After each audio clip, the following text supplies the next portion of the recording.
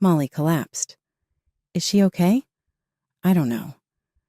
The school teacher mentioned she fainted during swim class. My daughter Molly had a hyperventilation episode at school and was rushed to the hospital. When I arrived, Molly was peacefully asleep. Seeing her serene face, I breathed a sigh of relief. Sarah, how's Molly? Is she all right? My husband John arrived hastily upon hearing the news. She's resting. You can relax, the doctor replied, though his expression remained solemn. Doctor, please tell us what happened, I urged, almost scolding him. He seemed to gather himself and asked, How is Molly's relationship with her grandparents? Why are you asking about that? I queried, taken aback. I'm interested in how well she gets along with them, the doctor reiterated, leaving me at a loss for words. Doctor, stop insulting my parents, John interjected, his anger evident. His veins bulged on his forehead, reflecting his emotions. What's gotten into you? I was surprised by John's uncharacteristic outburst, as he usually kept his feelings in check. Let me explain, the doctor continued.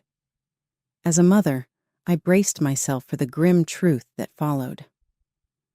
My name is Sarah Wilson, a 42-year-old office worker.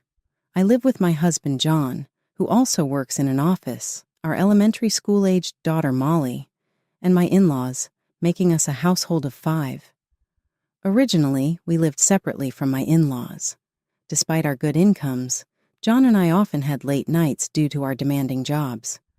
John, in a management role, was particularly career-focused, striving for success even at home. This work-oriented lifestyle often left Molly feeling lonely. Concerned for her well-being, I sighed during a conversation with John. It was then that he made a suggestion.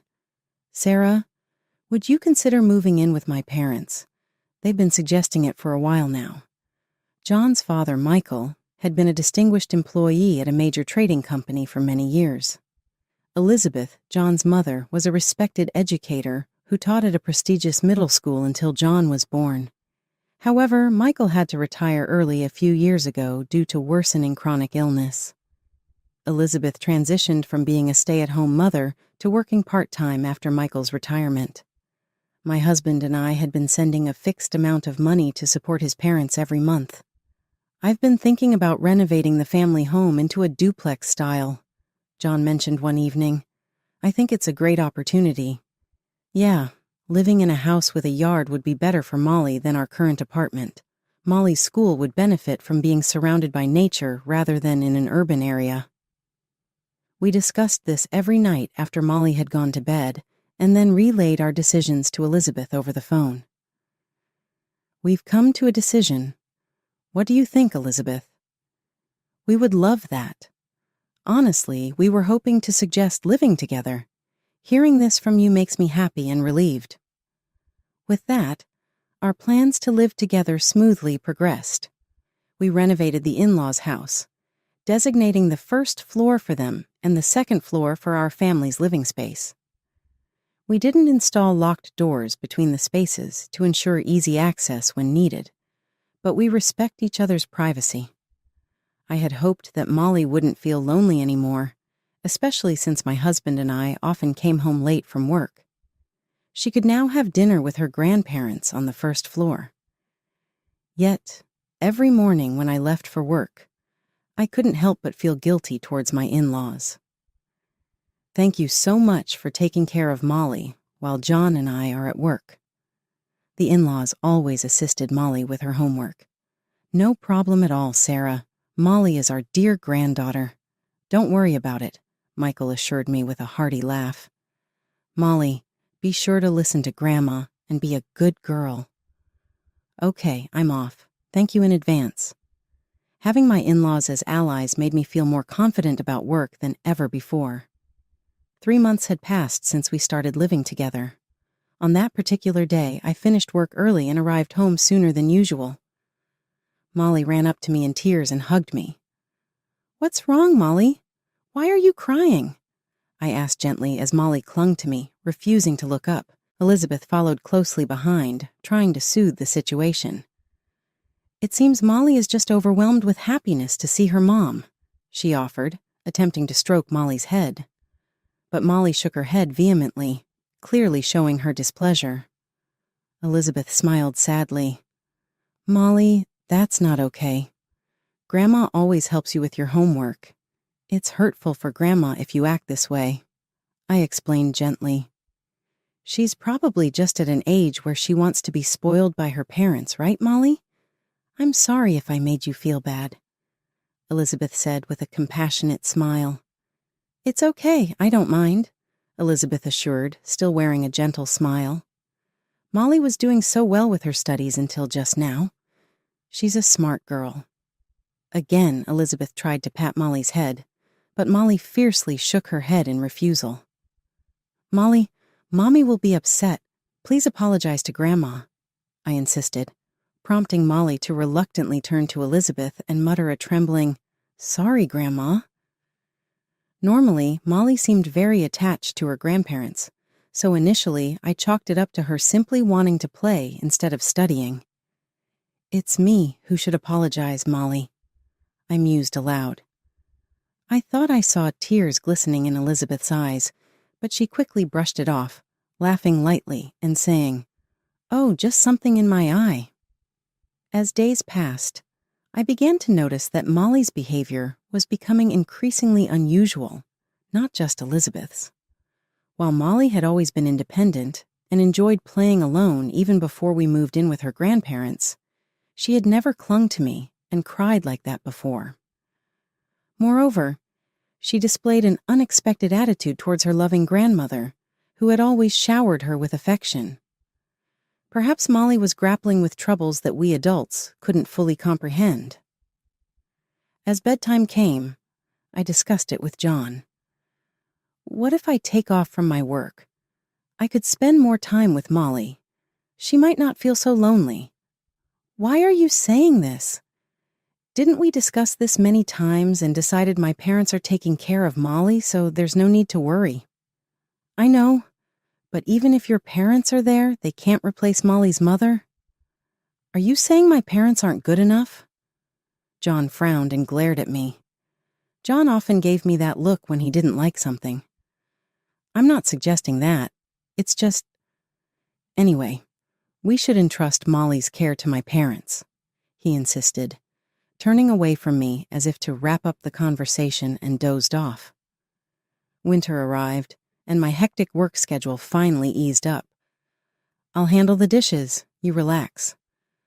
Oh, really? Aren't you exhausted from work? Work's quieter now, so I can manage laundry and tidying up on my days off. Is that right? Okay, I'll take your word for it and catch up on TV, he said, walking away. I resolved to focus on household chores, compensating for the time I couldn't contribute earlier. John continued to stay occupied with his work as usual. You've been putting in so much effort. Let me take care of Molly, he said. Are you sure? You must be tired, I replied, touched by his consideration amidst my bustling around the house. Trust me, parent-child bonding is crucial, he said proudly. Molly, go brush your teeth with Daddy. I called out, and she took John's hand and headed to the bathroom. Imagining the heartwarming scene of father and daughter together, I couldn't help but smile. But when Molly emerged, I was taken aback. Molly, your face looks so red. Are you okay? Her flushed face caught my attention. Molly just glanced up at John and stayed quiet. What's wrong, Molly? Why so quiet? She probably got overheated while playing with water. Maybe she's feeling a bit dizzy, John quickly explained. Are you sure you're okay? I asked Molly repeatedly, concerned. Molly glanced at John and nodded, saying, Yeah, I'm fine. From then on, despite his busy work schedule, John took charge of giving Molly her daily bath. But Molly's face remained red after each bath. Could Molly be sick? Shouldn't we take her to the doctor? You're overreacting. Molly, you're okay, right? Nothing hurts? Yeah, I'm fine. See, Sarah, you worry too much about Molly. John laughed, brushing off my concerns. Little did I know then about my daughter's suffering. Time passed, and the next summer arrived. Swimming classes began at Molly's elementary school. Molly had always adored playing in the water since she was young, eagerly anticipating swimming lessons every year. "That's awesome, Molly. Your favorite swimming classes start today." "Yeah, they do." "Are you sure you remember how to swim after a year?" "Yeah, I think so." For some reason, Molly seemed downcast that morning. Despite eagerly anticipating summer, she didn't smile once. I thought she might be nervous about returning to the pool after a long break, but her expression hinted at something more than mere nerves. "Molly, are you all right?" "I'm fine, Mom. Don't worry," Molly said, forcing a strained smile. "Are you sure you're not pushing yourself? If you're not feeling well, I can call the school and you can stay home." "I'll be okay. You go to work, Mom." "All right, Molly. Heading to work now. Take care." "See you later, Mom." Molly smiled as she saw me off, but her smile seemed forced. "Molly will be fine. Grandma and Grandpa are there if she needs anything," I reassured myself as I returned to the office after lunch. But then I received startling news. "Sarah, it's urgent. Your daughter's school called. They said Molly fainted during swim class and has been taken to the hospital," my colleague said in a panic. "What? Molly?" I was so upset that I froze for a moment, but my boss urged me to collect myself. I hailed a taxi and rushed to the hospital. On the way, I called my husband. "Molly collapsed. Is it true? Is she okay?" "I don't know. The teacher said she suddenly fainted during swimming class." "What is the school doing about this? They have to take responsibility if something serious happens." "Now's not the time for that. I'm on my way to the hospital where they took Molly." "Okay, I'm coming there too." My usually work-focused husband sounded genuinely worried this time. When I arrived at the hospital, Molly was peacefully sleeping in her bed. Seeing her serene face, I felt a wave of relief wash over me. "I'm so relieved Molly is safe," I thought, and the tension that had gripped me suddenly made me feel lightheaded. "Are you okay?" The doctor nearby supported me, preventing me from collapsing. "Sarah, is Molly okay?" John asked anxiously. "Molly is—" I tried to respond, but my words got tangled. "She's just peacefully sleeping now. Please don't worry," the doctor calmly reassured us. "Doctor, thank you so much." I bowed my head to the doctor, tears of relief streaming down my face. However, the doctor's expression remained grave. "Doctor, is everything okay?" I asked, fearing that Molly might have a serious illness. "Well, actually," the doctor seemed hesitant to answer. "Doctor, please tell me everything," I pleaded, my heart pounding with dread that something terrible had been discovered about Molly. "Well, how is your daughter's relationship with her grandparents daily?" the doctor asked carefully. "What do you mean by that?" I couldn't immediately grasp the intention behind the doctor's roundabout questioning. "I'm asking if your daughter gets along well with her grandparents." "Yes, she does. But why do you ask?" I understood the question but was puzzled as to its relevance. An unexplainable sense of concern began to creep over me. What could have happened between Molly and her grandparents? As I struggled to respond and fell silent, John, standing behind me, spoke up with anger. "Hey, doctor, what are you implying?" His voice trembled with frustration, veins standing out on his forehead. "What's the matter with you?"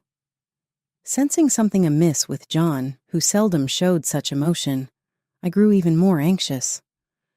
"Stop disrespecting my parents." "I'm not disrespecting them. I'm just trying to understand the situation." The doctor attempted to clarify. John, increasingly enraged, seemed on the verge of confronting the doctor physically, but the doctor remained composed and tried to calm him.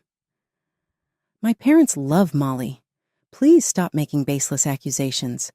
If you continue insulting my parents, I will take legal action." "Let's all try to stay calm." How can I be calm when my parents are being accused? Why are you asking such questions? I pressed. The doctor sighed deeply, troubled. Let me explain. The doctor then recounted the events leading to Molly's hospitalization. Molly had hyperventilated just before her swimming lesson and was brought to the hospital by ambulance, which I already knew from the school's report. However, further concerns arose. Upon Molly's arrival at the hospital, amidst her distressed breathing, she appeared to be desperately trying to communicate something. As the doctor attended to her, leaning in to hear her murmurs, he discerned her repeating apologies, saying, "I'm sorry, Grandma. I'm sorry, Grandpa," as if in a daze. The fact that she repeatedly apologized to her grandparents in such a distressing situation suggests that there must have been a significant experience. What exactly happened between your daughter and her grandparents? This question took me by surprise, as it was completely unexpected. Doctor, I don't understand what you're talking about, I said, but my gaze shifted from the doctor to my husband, who seemed even more agitated. What's with it? Look, you know something, don't you? I confronted him, sensing his strange behavior indicated he was hiding something. I don't know anything. This doctor is talking nonsense. It's impossible that my parents would do something terrible to Molly. John, who had been angry, suddenly started laughing as if trying to cover up something that shouldn't be revealed. The doctor remained calm and persisted. What I've mentioned is not nonsense. I'm merely stating the facts. Furthermore, I have not said that your parents have done something terrible to your daughter. I understand now. In that case, I will be clear. I suspect that her grandparents may have been causing her distress regularly. Therefore, we have already contacted Child Protective Services. You can't just do whatever you want, John shouted, his anger intensifying.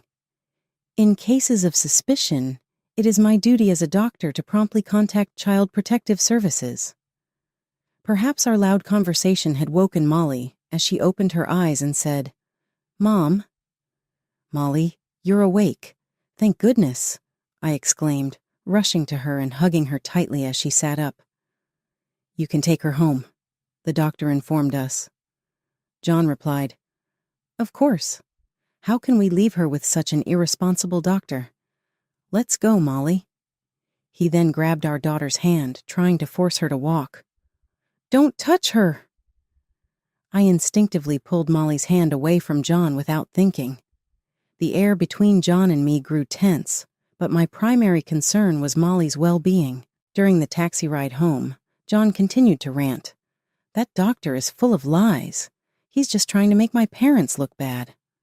I couldn't take John's words seriously and remained silent. What? Do you doubt my parents too? It's not that. But Molly, has Grandma been mistreating you? No, Mom. No one is hurting me. I'm all right. Molly's response seemed forced, clearly under the pressure of John's dominating gaze. Seeing Molly's frightened expression, I tried to guess what could have happened between her and her grandparents. Something frightening must have occurred to Molly, that she couldn't even tell me about it. The fact that the doctor felt compelled to contact Child Protective Services indicated a serious concern. However, when I questioned my in-laws about it, I knew that if they denied any wrongdoing, that would be the end of it. There was no evidence of them harassing my daughter. Hey, are you even listening? John's voice jolted me back to reality. Sorry, did you say something? I've told you before, don't let anyone from Child Protective Services inside. If they come asking around, we should let them in and prove that everything is fine if we have nothing to hide, I countered, knowing it was futile. What if it starts rumors around the neighborhood? It could affect my career. Think before you speak. John, who had always followed the path of an elite, never faced failure from childhood through his professional life. His pride feared a bad reputation more than anything, making me wonder if his pride was more important than our daughter Molly's well-being. Should he protect his pride more than his daughter? As I pondered this, my eyes fell on the taxi's dash cam. That's right. That could be useful. I remembered a crucial fact I hadn't shared with John or the in-laws. The next day, I pretended everything was normal, submitted a leave request at work, and after spending some time at a friend's house, I waited for Molly at her school's gate. When it was time for her to come out, Molly arrived. Here. She looked surprised, but also visibly relieved to see me. Mom? What's happening? I'll explain later. We're going to take a plane. We then took a bus to the airport and flew to my hometown where my parents lived. From that night into the early morning, John called repeatedly. Frustrated by the continuous calls, I finally decided to answer. What have you done? Where did you take Molly? She's in a safe place, out of your reach, I stated. What? Don't be ridiculous. Just come back and explain everything to me properly. We're not coming back. An explanation over the phone will suffice. Then at least send Molly back to us, John yelled. I steadfastly declined. I refuse. Why? What have we ever done to you? If you don't remember, let me enlighten you. It's because you and your parents have been making Molly do things she despises every day. The anger I had suppressed exploded. I explained everything to John step by step. On the way back from the hospital, I remembered that I had installed a camera in the living room on the first floor. Unusual occurrences were captured. It was set up to monitor the elderly in-laws and Molly, alerting my smartphone immediately if anything unusual occurred. The first floor, where the in-laws lived, allowed Molly free access when John and I were not around. Shortly after we started living as a joint family, Elizabeth began forcing Molly to wash dishes and do cleaning tasks. Initially, I thought it was just Elizabeth's way of teaching her granddaughter household chores. But Elizabeth never instructed her. She just watched Molly with Michael. Molly compiled without complaints, completing the tasks as told. However, when Molly was about to go back upstairs after finishing, Elizabeth called her back, saying in a sorrowful voice, "Next, please clean the bathroom." "But I have homework." "I'm sorry, but please do as you're told. If you can't, we can't let you live here. Please do as you're told, for your own good." With that, Elizabeth grabbed Molly's wrist, seemingly trying to force her outside against her will. "Do as you're told, Molly." Elizabeth's voice was clear on the surveillance camera, which captured sound well despite slight static. "Grandpa, help me." Molly pleaded with her grandfather Michael, who did nothing to reprimand Elizabeth and merely watched silently. Faced with this unbelievable reality unfolding in the video, I was speechless. The harassment from the grandparents towards Molly appeared to continue daily when I was not at home.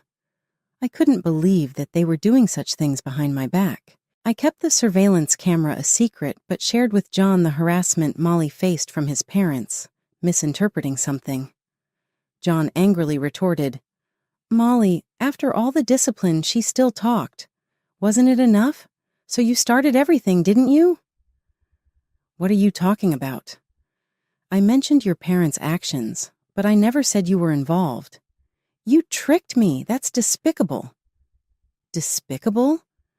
Who's the one who's been doing terrible things to our elementary school daughter?" I remembered the days when John insisted on giving Molly showers. "I know what you were doing during Molly's shower." I didn't have solid proof, but decided to confront him. "It's education. She didn't want to study anymore, and she seemed satisfied with her test score, so I thought I'd give her a little re-education." "Re-education? How can you even say that? Molly is terrified. I only told Molly she couldn't get out of the shower until she correctly answered my questions." John confessed his mistake. "You were mad when the doctor at the hospital asked about Molly's relationship with her grandparents, weren't you? But that wasn't to protect your parents. You were afraid of being caught for forcing your unwilling parents to do it. That's also why you refused to let Child Protective Services intervene." The surveillance footage clearly recorded John threatening his parents. The in-laws weren't willingly making Molly do things she disliked. Molly's face was always red because he wouldn't let her out of the shower for a long time. The shower experience became traumatic for her. Then, on the day there was a swimming class at school, Molly was traumatized again the moment she tried to enter the pool, triggering a panic attack. It's your fault she can no longer enjoy the pool she loves. So what? You don't understand my feelings. I don't want Molly to go through what I did as a child. My father was a top executive, and my mother was a renowned educator locally, but I was always scorned if my grades dropped even slightly, John began. That's why I was strict with Molly, to spare her from feeling miserable ever again. That's what I believe parental discipline is. With those words, John chuckled with a sinister tone. I felt a surge of triumph inside. When my father had to retire due to his chronic illness and came to me for financial help, I turned the tables on them. I told my parents I'd support them financially, but in return, they had to discipline Molly strictly. That was the condition under which I agreed to live with them. I was horrified to learn John's true twisted feelings. I recorded this phone call, and that's not all. The surveillance camera has also captured how you threatened your parents, both their actions and voices. I will use this evidence to protect her. You're finished. Hey, wait a minute, we can talk this through. John panicked at the end, but I had nothing more to say. I hung up the phone and blocked his number. I went to the police and child services with footage from the surveillance camera, the recording of the call, and the medical report I obtained from the hospital. This is terrible. The video and audio are clear evidence, assured the responding police officer, promising immediate action. Later, I was shocked by new revelations from Molly. When I asked her why she didn't confide in me sooner, Molly, in tears, said, "Because Dad threatened that if I didn't do as he said, he would put you through the same ordeal." I didn't want you to get hurt, Mom. John, her biological father, had been threatening her all this time. To protect me, she had been silently enduring fear and anxiety, even though she was just a child. She was trying to protect me, her mother, when she should have been the one protected. I hadn't noticed the pain my daughter was going through. Was I even a good mother? Ashamed of myself, I hugged my sobbing daughter tightly. "I'm sorry, Molly, it's all my fault." "It's not your fault, Mom. You saved me."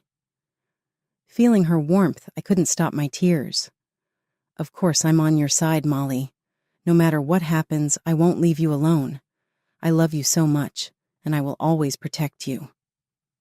I vowed in my heart never to let her experience sadness again. Ultimately, the medical report and recorded phone calls were crucial, leading to John's arrest for criminal injury.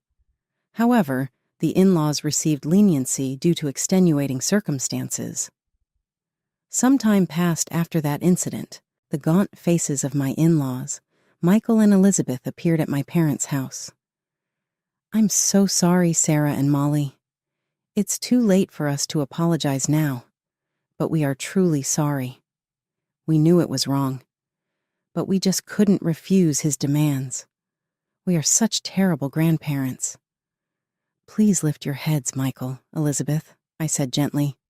"From the videos, it's clear you were coerced by John into mistreating Molly." Though I felt inclined to blame my in-laws, I knew that blaming them wouldn't change anything. Michael apologized deeply. Perhaps he understood my feelings. He had a chronic illness that should have hurt his legs, but he stood upright with his face contorted. "Even though we were threatened, the fact that we did something terrible to our dear granddaughter is true. We don't expect forgiveness, but we just wanted to apologize," they said, their eyes turning to Sarah and Molly. "Maybe in the end, we just wanted to ease our own feelings. Grandpa, look at this big potato we harvested." "Wow, that's a big one, Molly. How about we make some potato salad with your mom tonight?" "Okay, we'll do that." Living with Molly, my parents seemed to have rejuvenated both in spirit and appearance.